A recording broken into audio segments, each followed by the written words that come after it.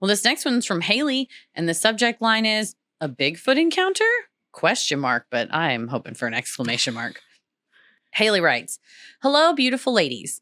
I've written in with a couple of cult stories, and I thought I'd switch it up for this Freaky Friday. It's my mom's story and one of my favorites, so I hope you'll like it too. It was the mid-1970s, and my mom and her parents were on vacation visiting family on the Oregon side of the Columbia River Gorge. My mom, who I'll be calling Sharon in this story, was about 14 and hiking with her parents to see one of the many beautiful waterfalls that Oregon has to offer. The trail they were hiking on was relatively narrow, with the terrain sloping very steeply up to the left and down to the right. As with most forests in the Pacific Northwest, the trees on either side of the trail were so thick that one can only really see a few yards into the forest. Sharon was walking right next to her mom, and her dad was several feet ahead of them on the trail. The three of them were completely alone on the trail, as far as they could tell, and there were no other cars parked at the trailhead that they had left from. As she hiked, Sharon started to hear rustling in the brush up the mountain to her left. She listened closer and heard a pattern in the rustling. Footsteps. When Sharon stopped walking, the footsteps stopped after another step or two. When she started walking again, the footsteps started again, but at a different pace than hers. It couldn't possibly be some sort of echo of her own footsteps, and the terrain up the hill should have been too steep and dangerous for a person to be traversing. She stared deeply into the trees, straining her eyes, but she couldn't see anything. Creeped out, Sharon and her mom insisted that they turn back and head to the car. After a while, she stopped hearing the footsteps. To this day, my mom believes Bigfoot was in the woods with her that day. It was the Pacific Northwest, after all.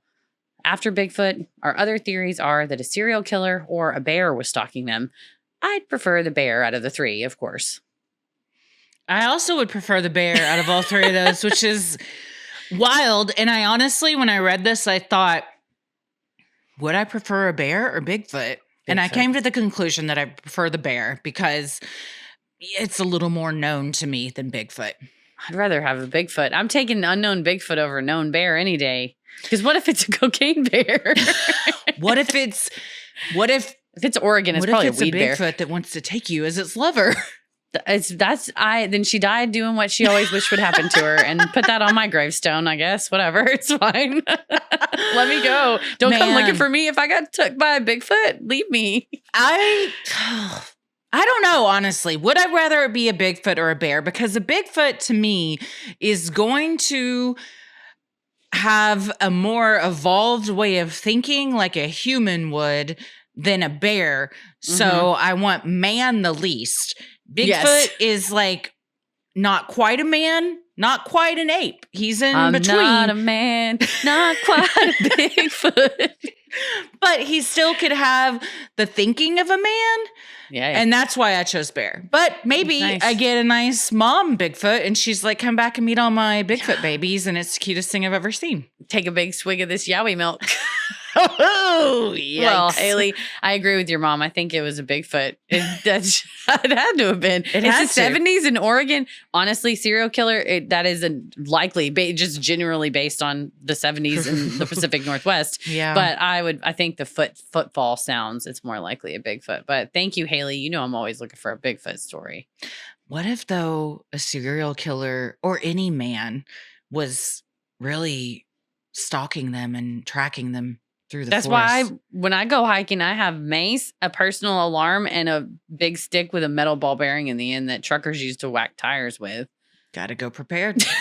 They're like, this woman went berserker mode in the forest. Yeah, I listen to jazzed up music. I'm like, you be like feminine nomenon that I'm not like whacking the shit out of somebody's knees with my stick. Don't roll up on me on my hike. That's my safe place. Yeah, not unless you're Cocaine Bear, and then you climb on its back and go through a wild ride through the woods. Then I'll take my headphones out and just pump the music up, and then we're just like me and Cocaine Bear like dancing. But Cocaine Bear is a huge Chappell Roan fan. The way that I walk in the forest, it just looks like I'm like, you want to fight right now? And everyone's like, I'm just trying to hike. And I'm like, yeah, that's what I thought. Keep going.